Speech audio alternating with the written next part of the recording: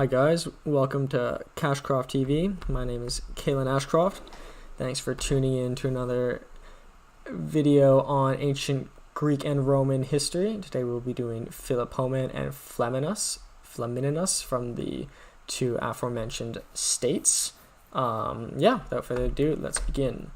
So Philopoemen was brought up by a man named Cleander. So Cleander was of noble birth from a neighboring city, who, prior to Philopoemen being born, went to Megapolis seeking the help of Philopoemen's father, because Cleander had fallen out of favor.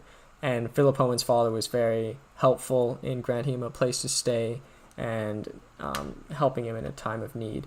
So with that, unfortunately, Philopoemen's father was not around. He died prior to being able to take care of Philopoemen, but Cleander, in thanks to Philopoemen's father, tries to give him the best upbringing that he possibly can, and Philopoemen becomes well educated in Homer. He particularly loved the war aspects of it, and he was also a very big admirer of Alexander the Great, who lived not long prior to his being born.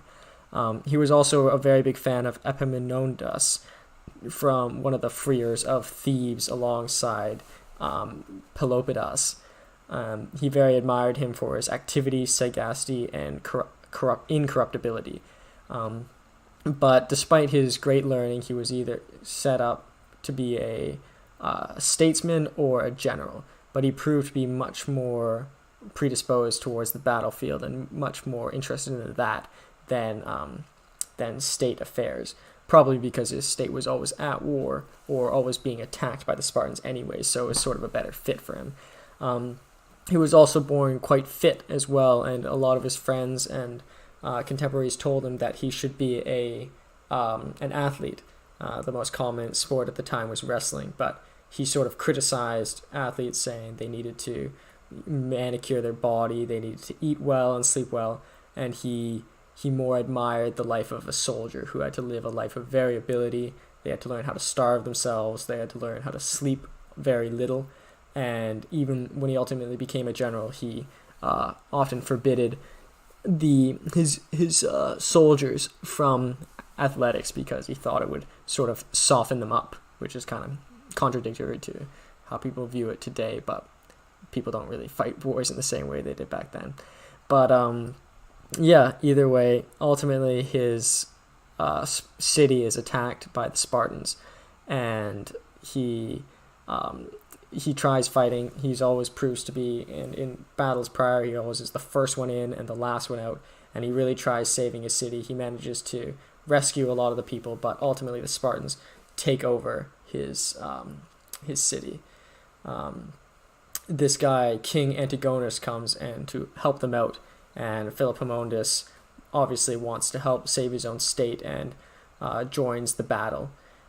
He rushes in on horseback and starts the battle much more early than anticipated, and Antigonus, in aftermath of the war, which they fortunately won and ultimately saved Megapolis, he asked the army, why did they start fighting so early? And they all point to Philopoemen and said, oh, that guy, he ran on a horse, and we had to follow him. And Antigonus said, that young man behaved like a commander. So that both earned him further respect in Megapolis and fame across Greece for his gallant action. And so after that, his city-state of Megapolis was in a time of peace, uncommon time for them because they're always sort of busy getting attacked by the Spartans. But he goes off to Crete, who needed a mercenary general to help them out. And over there he proves to be a very prudent and very intelligent and artful military commander. Ultimately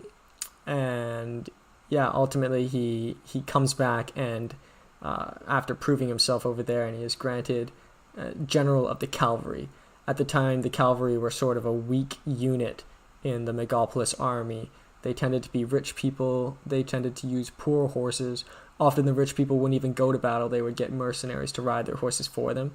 But he sort of does a restructuring or a full rebranding of the cavalry, and he gives them all very flamboyant and very showy garments to sort of win them praise amongst the people. They saw children wearing the helmets and children dressed up as these cavalry at the time, sort of instilling pride.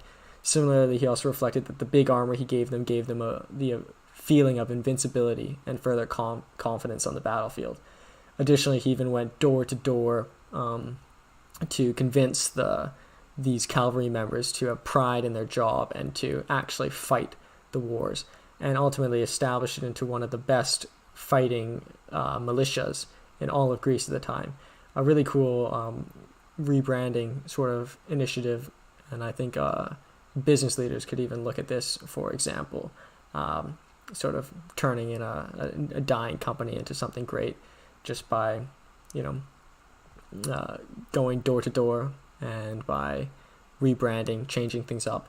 Ultimately, they end up starting to win a lot of battles. He really proves himself in this battle between the Aetolians and the Eleans.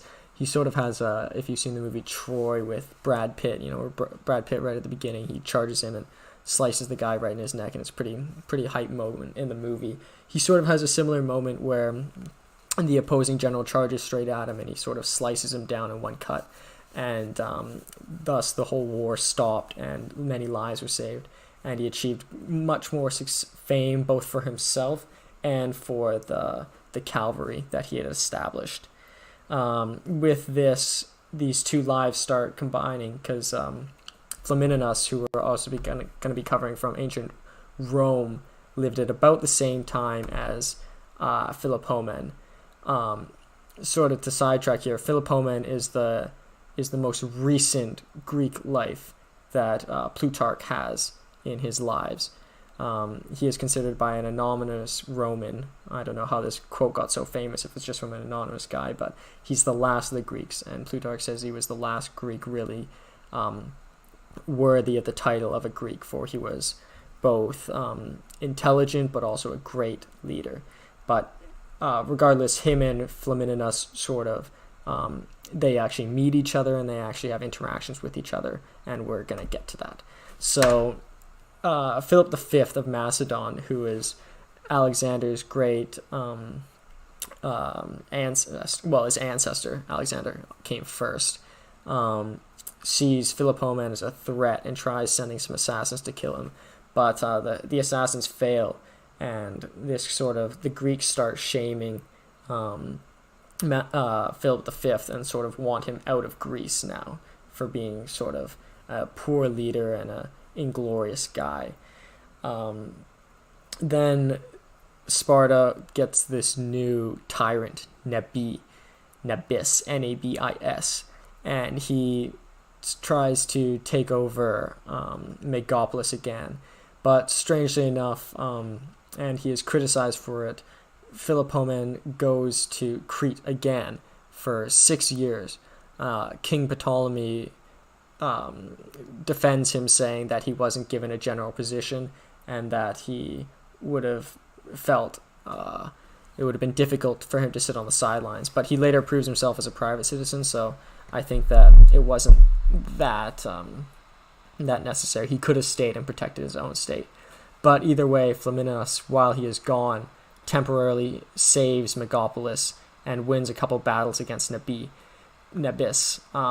But he doesn't defeat Nabis because he doesn't want the fame to go to Philopoemen or to a different Roman consul. So we'll get to that after. But Philopoemen returns to Megapolis and frees it as a private citizen. After his time in Crete, he also manages to capture Sparta. And while in Sparta, he upsets both the Greeks and the Romans by forcing the Spartans to become citizens of Megapolis, and also forcing them to abolish their old traditions and laws set in by Lycurgus many years previously. Lycurgus is also a life that I covered previously as well. He sort of was the founder of socialism and established Sparta into the great state that it became, the great warlike state that it became. But anyways, he sort of loses favor in that regards. Ultimately, sort of going to his downfall, he has another battle. He really can't stay away from the battlefield against Messene, and he gets caught behind enemy lines, and he chooses to drink poison when offered to him. He wanted to sort of die a death at his own terms, and before sort of die at the peak of his career, and that's what he does. And here's a little picture of it. In terms of quotes, he's got this one down here: "Who can admire a king of his years for always practicing but never performing anything?" That's just kind of a testament to his desire to always take action and really prove that he couldn't sit still. And also kind of a chirp from Titus Flamininus: "Philopoemen, what fine arms and legs thou hast, but belly thou hast not." It wasn't really, as Plutarch notes, it wasn't that he was ugly or was too skinny, which he was supposedly a bit skinny, but he was really frugal, and he starved himself often to prove himself as a good soldier, but he also didn't take from others. It said that he put a lot of effort into establishing his own property so that he would not be tempted to try to take others. So he really invested heavily into his own agriculture and his own house. And yeah, so that's about it. We'll talk about him a bit more in the comparison. So moving to Flamininus. So Flamininus was considered the warmest both in anger and kindness in Rome. So he was a very, very much more just guy than Philopoemen, which we'll get to. Plutarch says it was a great time to be a youth interested in war because there were many opportunities to get exposure. He grew up through the battles of Hannibal. So many of the youth had opportunities to go to war or to get military experience because there were so many wars that Rome was involving itself in. He gets his first role as a censor in the battle against Hannibal, or a tribune, under Marcellus, who we also covered. And he proved himself to be quite noble and heroic fighting there. He, like many of the other lives we cover, he sort of followed the typical Roman path. He was a quaestor, which is sort of like a treasurer. He became aedile and praetor, and ultimately he was elected consul. Sort of different from the other consuls, he was elected prior to the age of 30, which was technically illegal at the time. And many people opposed him becoming consul, but he was so mature and so worthy of the position that they made an exception, and he became consul prior to the age of 30. With this role, he kind of fell into the responsibility of defeating Philip V, or removing Philip V from Greece at the time. So he set sail using the army Scipio Africanus had already established. Scipio Africanus had just defeated Hannibal, and his army was really well seasoned. And already in the right region. He defeated Hannibal in Africa, so he just had to move it up to Greece. So he sort of starts chasing Philip V down through Greece.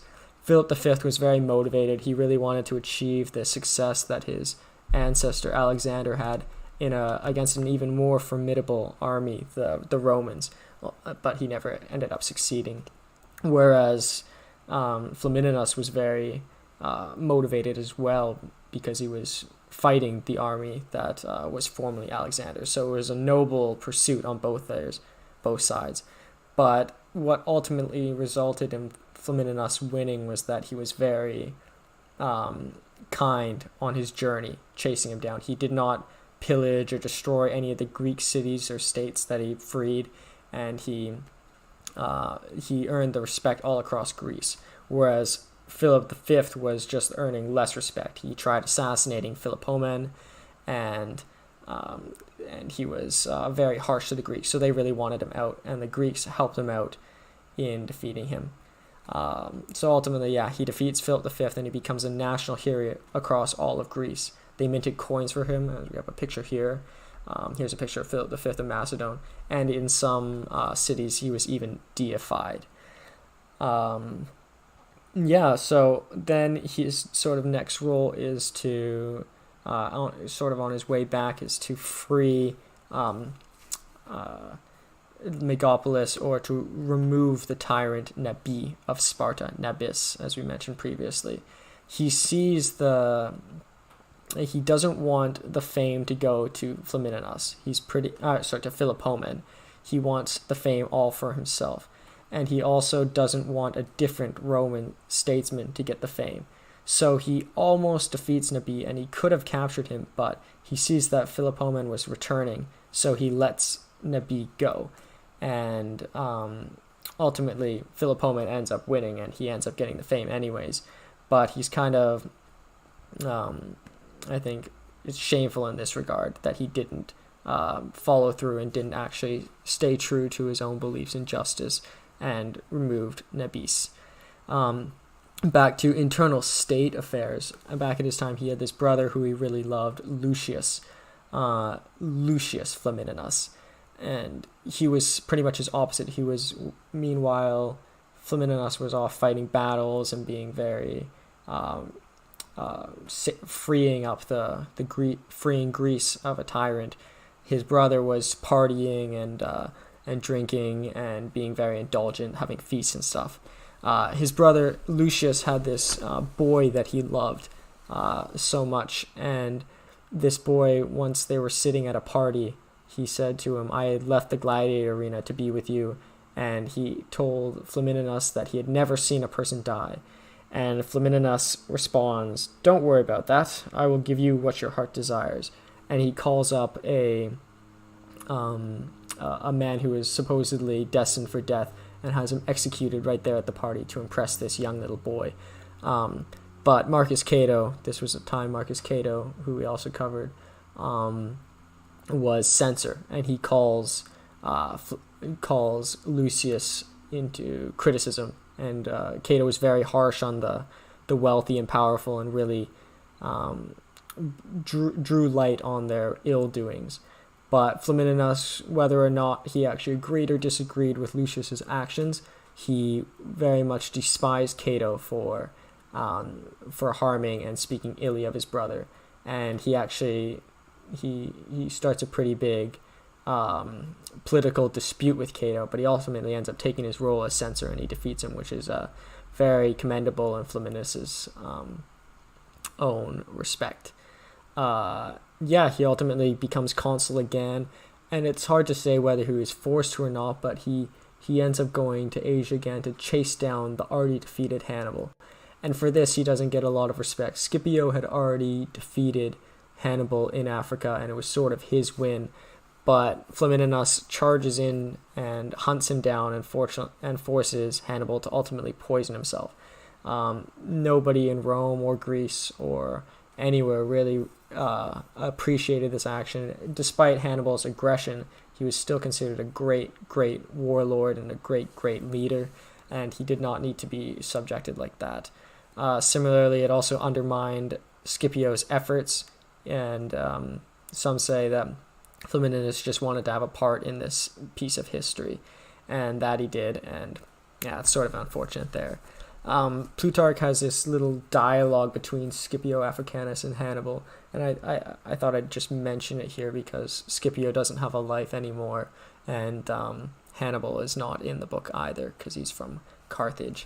So in a dialogue between Scipio and Hannibal says that the greatest generals are number 1, Alexander, number 2, Pyrrhus, who we'll actually talk about next day, and number 3, Hannibal. And Scipio sort of jokingly responds, "But what if I beat you, Hannibal?" And Hannibal responds, "Then, Scipio, I should have put myself first on the list." So the interpretation of this is kind of just they were, despite great enemies, sort of playful with each other. And it also is a testament to Hannibal's wit and, I guess, Scipio's humor in being able to accept an insult from his enemy and then still go out and beat him. So, Flamininus had a strangely peaceful death. He sort of just ends on public service that way. he sort of had his time. He defeated Philip IV. He ultimately resulted in the killing of Hannibal, or the suicide of Hannibal, and he sort of just died of old age, which is very uncommon. Most of these guys sort of die tragic deaths. Maybe he would have been more famous if he had a tragic death. Who knows? I think that's there is some truth in that. So moving to the comparison. So Plutarch says that it's great that both of these guys fought to defend people other than themselves. Philopoemen fought to protect Crete, but also at the risk of his own people, Megalopolis. Megalopolis needed the help when he went to go fight for Crete the second time, whereas Flamininus went to fight for Greece, but he did not sacrifice Rome in this endeavor. So he kind of gives a point to Flamininus on that. It is also, Plutarch says that Philopoemen was the much better warlord. He says he slayed more Greeks than Flaminius slayed Macedonians, so he ended up defeating a lot more people. And also, in a very big exaggeration by Plutarch here, but he says Philopoemen had as many as 10,000 encounters, of which he won, whereas Flaminius only had 2. Obviously, he probably didn't have 10,000 encounters, but he had much more than 2 encounters, and he won much more battles. He also sort of gives more credit to Philopoemen, because at the time Philopoemen was succeeding and achieving all this greatness. It was sort of a declining period for Greece, whereas Flamininus sort of just rode the wave where Rome was sort of at the peak of its power. They had just defeated Scipio Africanus. The army that he used to chase down Philip V was Scipio's army, which was well seasoned and very powerful. So he sort of gives more points to Philopoemen. But he does congratulate Flamininus for his the respect for the Greeks that he brought. Here's a little quote to kind of prove that. "Thou hast made thyself alone by slaying thy friends and kindred." So along his journey to go defeat Philip V, he made allies the whole way, and he knew his enemy was Philip V, and he did not want to make an enemy of the Greeks.